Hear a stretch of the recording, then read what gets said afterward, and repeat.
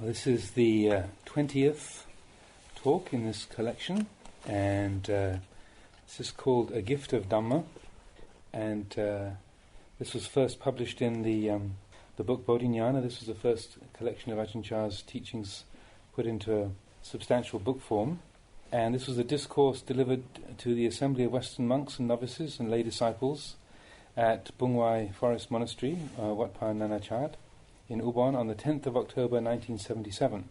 This discourse was offered to the parents of one of the monks on the occasion of their visit from France. So this was Ajahn Amaro, who was one of the more senior monks. So he was one of the early foreign disciples of Venerable Ajahn Chah, and so his family were visiting at this time. So this is a fairly short talk, and also, so as we did yesterday, there's another short one that follows it that I'll aim to read as well this evening. A Gift of Dhamma. I am happy that you've taken this opportunity to come and visit Wat Pa Pong, and to see your son, who is a monk here. However, I'm sorry I have no gift to offer you. France already has so many material things, but of Dhamma there's very little. Having been there and seen for myself, there isn't really any Dhamma there which could lead to peace and tranquility. There are only things which continually make one's mind confused and troubled. France is already materially prosperous. It has so many things to offer which are sensually enticing: sights, sounds, smells, tastes and textures. However, people ignorant of Dhamma only become confused by them. So, today I will offer you some Dhamma to take back to France as a gift from Wat Pa Pong and Wat Pa Nanachat. What is Dhamma? Dhamma is that which can cut through the problems and difficulties of mankind, gradually reducing them to nothing. That's what is called Dhamma, and that's what should be studied throughout our daily lives, so that when some mental impression arises in us, we'll be able to deal with it and go beyond it. Problems are common to us all, whether living here in Thailand or in other countries. If we don't know how to solve them, we'll always be subject to suffering and distress. That which solves problems is wisdom, and to have wisdom we must develop and train the mind. The subject of practice isn't far away at all. It's right here in our body and mind. Westerners and Thais are the same. They both have a body and a mind. A confused body and mind means a confused person, and a peaceful body and mind, a peaceful person. Actually, the mind, like rainwater, is pure in its natural state. If we were to drop green colouring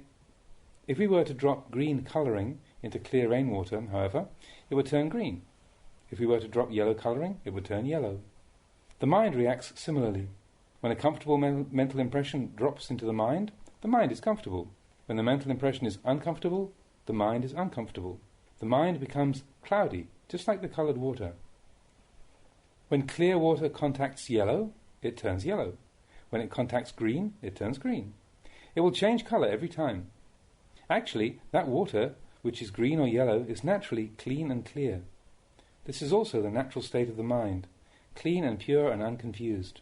It becomes confused only because it pursues mental impressions. Let me explain more clearly. Right now we are sitting in a peaceful forest. Here, if there's no wind, a leaf remains still. When a wind blows, it flaps and flutters. The mind is similar to that leaf. When it contacts a mental impression, it too flaps and flutters according to the nature of that mental impression.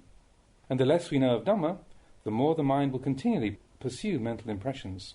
Feeling happy, it succumbs to happiness. Feeling suffering, it succumbs to suffering. There's constant confusion. In the end, people become neurotic. Why? Because they don't know. They just follow their moods and don't know how to look after their own minds. When the mind has no one to look after it, it's like a child without a mother or a father to take care of it. An orphan who has no refuge, and without a refuge, he's very insecure. Likewise, if the mind is not looked after, if there's no training or maturation of character with right understanding, it's really troublesome. The method of training the mind which I will give you today is kammatthana, a chosen meditation or object. Kamma means action, and thana means base. In Buddhism, it is the method of making the mind peaceful and tranquil. It's for you to use in training the mind, and with the trained mind, investigate the body.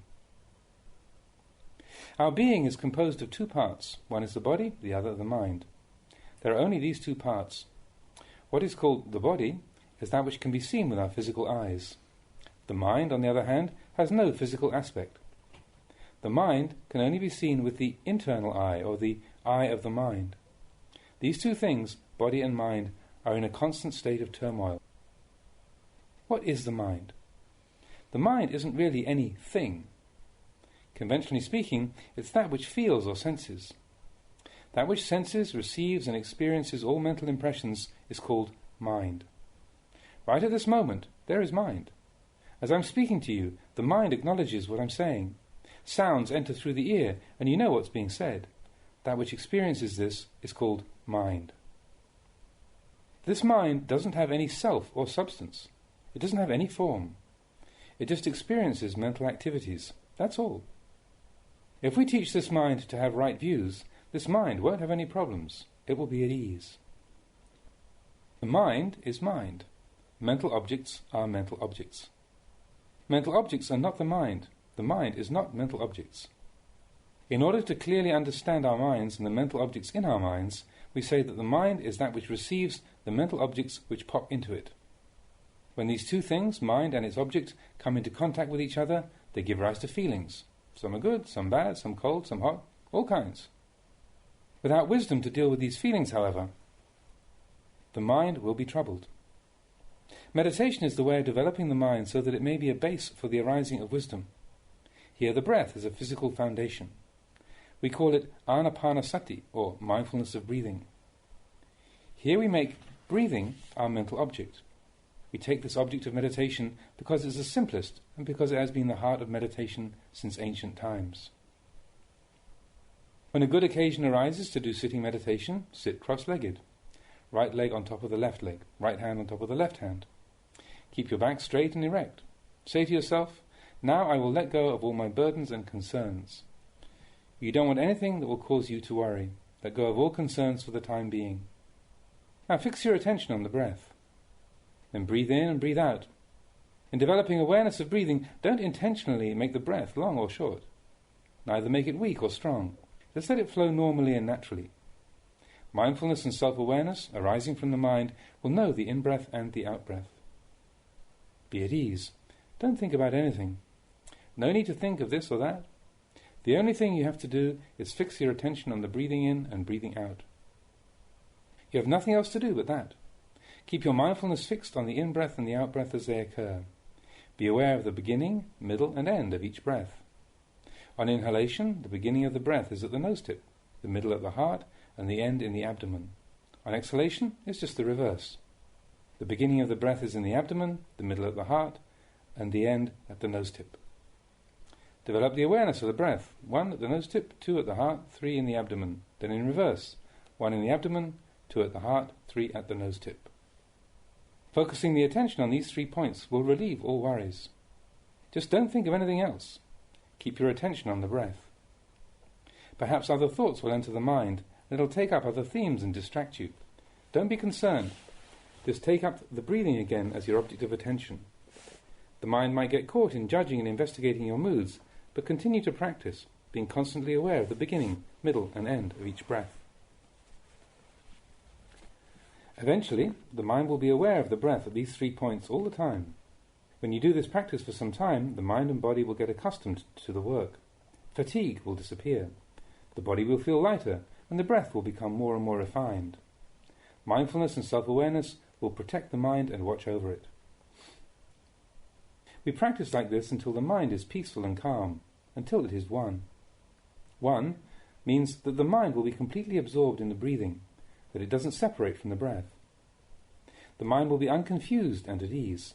It will know the beginning, middle and end of the breath and remain steadily fixed on it. Then when the mind is peaceful, we fix our attention on the in-breath and the out-breath at the nose tip only. We don't have to follow it up and down to the abdomen and back. Just concentrate on the tip of the nose where the breath comes in and goes out. This is called calming the mind, making it relaxed and peaceful. When tranquility arises, the mind stops. It stops with its single object, the breath.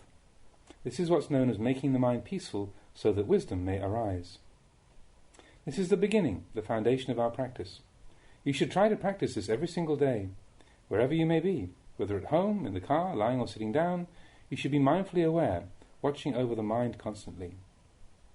This is called mental training and should be practiced in all the 4 postures, not just sitting, but standing, walking and lying as well. The point is that we should know what the state of the mind is in each moment. And to be able to do this, we must be constantly mindful and aware. Is the mind happy or suffering? Is it confused? Is it peaceful? Getting to know the mind in this manner allows it to become tranquil, and when it does become tranquil, wisdom will arise. With the tranquil mind, investigate the meditation subject, the body, from the top of the head to the soles of the feet, then back to the head. Do this over and over again. Look at and see the hair of the head, hair of the body, the nails, teeth and skin. In this meditation we will see that this whole body is composed of 4 elements: earth, water, fire and wind. The hard and solid parts of our body make up the earth element, the liquid and flowing parts the water element. Winds that pass up and down the body make up the wind element, and the heat in our body the fire element. Taken together they compose what we call a human being. However, when the body is broken down into its component parts, only these 4 elements remain. The Buddha taught that there is no being per se, no human, no Thai, no Westerner, no person, but that ultimately there are only these 4 elements. That's all. We assume that there's a person or a being, but in reality there isn't anything of the sort. Whether taken separately as earth, water, fire and wind, or taken together, labelling what they form a human being, they are all impermanent, subject to suffering, and not self. They're all unstable, uncertain, and in a constant state of change, not stable for a single moment. Our body is unstable, altering and changing constantly. Hair changes, nails change, teeth change, skin changes, everything changes, completely. Our mind too is always changing. It isn't a self or substance. It isn't really us, not really them, although it may think so.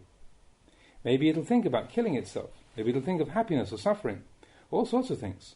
It's unstable. If we don't have wisdom and we believe this mind of ours, it will lie to us continually, and alternately we suffer and are happy. This mind is an uncertain thing. This body is uncertain. Together they are impermanent. Together they are a source of suffering. Together they are devoid of self. These, the Buddha pointed out, are neither a being, nor a person, nor a self, nor a soul, nor us, nor them. They are merely elements, earth, water, fire and wind. Elements only. When the mind sees this, it will rid itself of attachment, which holds that I am beautiful, I am good, I am evil, I am suffering, I have, I this or I that. You will experience a state of unity, for you will have seen that all of mankind is basically the same. There is no I. There are only elements. When you contemplate and see impermanence, suffering and not self, there will no longer be clinging to a self, a being, I or he or she. The mind which sees this will give rise to nibbida, disenchantment and dispassion. It will see all things as only impermanent, suffering and not self.